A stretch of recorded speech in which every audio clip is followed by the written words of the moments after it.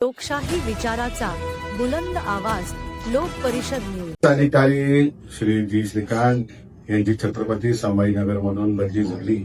त्यांच्या या बदलीसाठी मी त्यांना हार्दिक शुभेच्छा देतो व लवकरच ते नवीन जागी रुजू होतील व राज्याचं काम करतील। आज एक धक्कादायक बाब माझ्या समोर आली की वर्तमानपत्रामध्ये स्थानिक मंत्र्यांचं म्हणणं असं की आम्ही यांची बदली होऊ देणार नाही।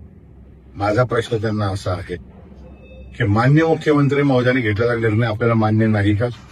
माझा प्रश्न असा आहे की आपण राज्याचे मंत्री आहात, राज्यामध्ये त्यांना दुसरीकडे चांगला कारभार करतील तिथं त्यांच्याकडून काम करून घ्या।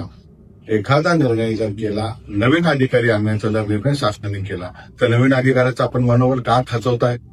छत्रपती संभाजीनगरमध्ये अनेक प्रश्न रेंगाळलेले, शहराला पाणी नाही, कचऱ्याची समस्या आहे।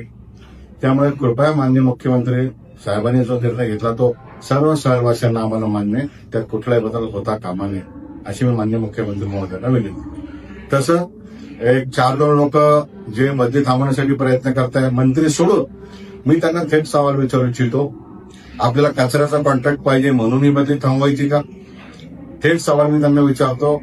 भारताचे प्रधानमंत्र्यांनी स्वप्न बघितलं प्रत्येक सामान्य माणसाला घर भेटलं पाहिजे, त्यांना प्रधानमंत्री आवास योजनेअंतर्गत घर भेटलं पाहिजे। म्हणजे इथं काम न करता, साध्या घराची बांधकाम परवानगी न करता कॉन्ट्रॅक्टरला बिल देण्यासाठी तुम्हाला आयुक्तांची बदली थांबवायची का? कृपया असे ठरू नका। माननीय मुख्यमंत्री महोदयांनी निर्णय घेतला, विचारपूर्वक ते निर्णय घेता आणि नवीन अधिकाऱ्याला काम करू द्या। आपण सर्वजण त्यांचं स्वागत।